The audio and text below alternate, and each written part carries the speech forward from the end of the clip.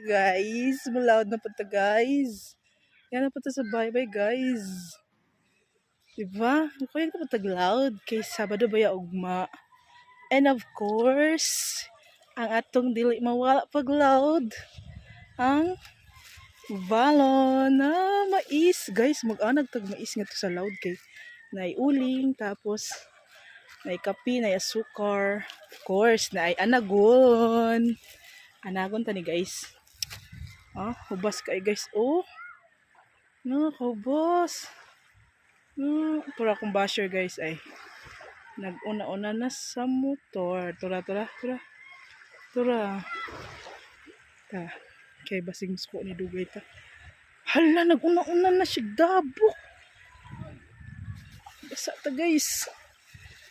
Kilawm.